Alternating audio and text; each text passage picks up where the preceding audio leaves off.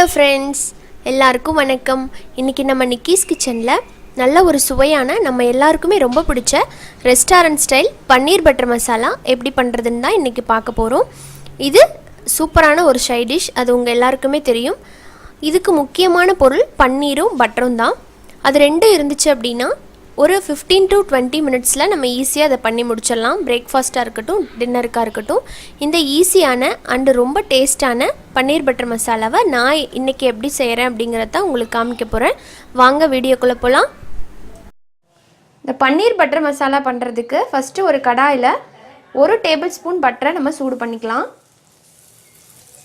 லைட்டாக மெல்ட் ஆகட்டும். Butter melt ஆனதும் மீடியம் சைஸில் 2 வெங்காயத்தை இந்த மாதிரி நீல வாக்கில் கட் பண்ணியிருக்கேன், அதை சேர்த்துக்கலாம்.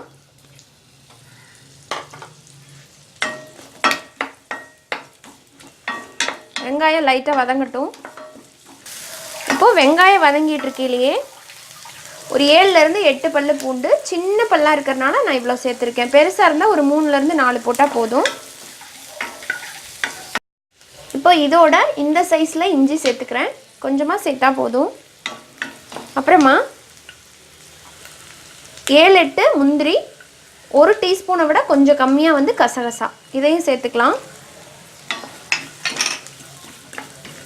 சேர்த்துட்டு இது லைட்டாக இதில் வதங்கட்டும் வெண்ணெயில். இப்போது இதோடவே பெரிய தக்காளியாக 3 தக்காளியை ரஃபாக சாப் பண்ணியிருக்கேன். இப்போ இதையும் சேர்த்துக்கலாம். ரெஸ்டாரண்ட் ஸ்டைல் பன்னீர் பட்டர் மசாலாவில் ஆனியன்ஸ் ஆட் பண்ண மாட்டாங்க. நம்ம வீட்டில் செய்கிறதுனால ஆனியன்ஸ் போட்டிருக்கேன்.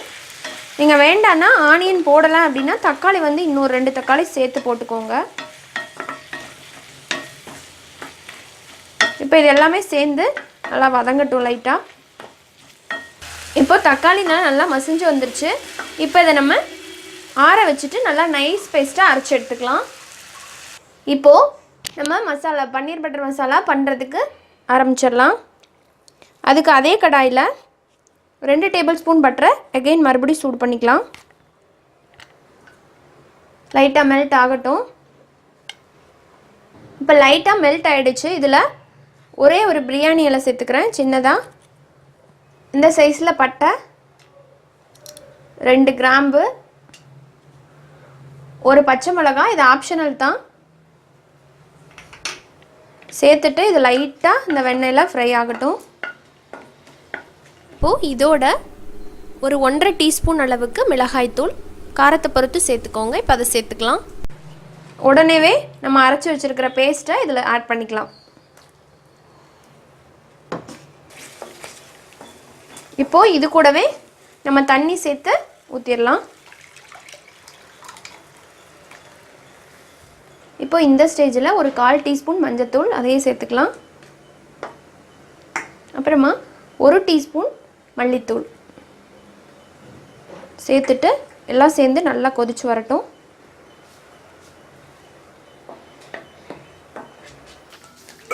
இப்போது நம்ம அந்த சேர்த்த வெங்காய தக்காளி மசாலாலாம் நல்லா கிரேவி பதத்துக்கு வந்துருச்சு. இப்போது இதில் ஒரு 150 கிராம் அளவுக்கு பன்னீர் எடுத்திருக்கேன், அதை சேர்த்துக்கலாம். சின்ன சின்ன க்யூபாக கட் பண்ணி வச்சுருக்கேன்.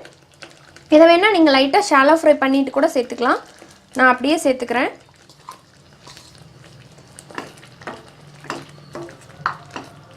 இப்போ இது இருக்கட்டும், ஒரு 2 நிமிஷம் அப்படியே இருக்கட்டும். இப்போது இதில் 1 டீஸ்பூனை விட கம்மியாக கரம் மசாலா, அதையும் சேர்த்துக்கலாம். இந்த மாதிரி ஃபைனலாக கரம் மசாலா சேர்த்துக்கோங்க, நல்லா ஃப்ளேவராக இருக்கும். சேர்த்துட்டு திரும்ப இது ஒரு 2 நிமிஷம் இருக்கட்டும். பன்னீர் டக்குன்னு உங்களுக்கு வெந்துடும், கடைசியாக தான் ஆட் பண்ணணும். இந்த பன்னீர் பட்டர் மசாலா சப்பாத்திக்கு ஒரு நல்ல காம்பினேஷன், உங்கள் எல்லாருக்குமே தெரியும். இந்த மெத்தடில் நீங்களும் ட்ரை பண்ணி பாருங்கள். ரெஸ்டாரண்ட்டில் சாப்பிட்றத விட நல்லா ருசியாக இருக்கும். இப்போ இது கூடவே கொஞ்சமாக சுகர் சேர்த்துக்கலாம். இந்த மாதிரி கொஞ்சமாக சர்க்கரை ஏன் சேர்த்துறோம் அப்படின்னா நல்ல ஒரு ஃப்ளேவரை என்ஹான்ஸ் பண்ணும். நல்லா சப்பாத்திக்கு தொட்டு சாப்பிடும்போது சூப்பராக இருக்கும். தேவையான அளவுக்கு உப்பு, அதையும் சேர்த்துக்கலாம்.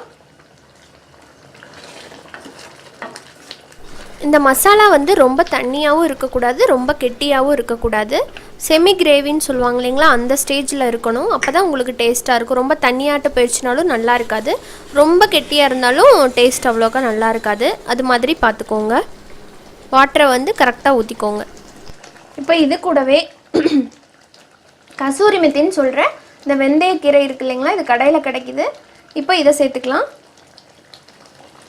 இது இல்லைன்னா பரவாயில்ல, சேர்த்திங்கன்னா கொஞ்சம் நல்லா ரெஸ்டாரண்ட்டில் சாப்பிட்ற ஃப்ளேவர் கிடைக்கும். இந்த கசூரி மெத்தியை வந்து கையில் நல்லா க்ரஷ் பண்ணி சேர்த்துக்கோங்க. அப்போ தான் அதிலிருந்து நல்ல வாசம் வரும்.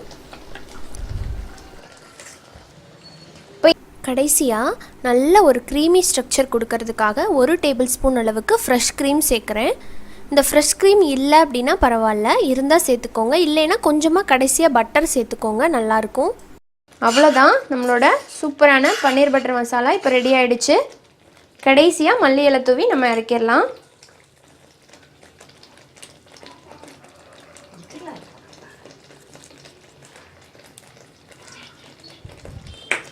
அவ்வளோதாங்க, நம்மளோட யம்மியான ரெஸ்டாரண்ட் ஸ்டைல் பன்னீர் பட்டர் மசாலா இப்போது ரெடி.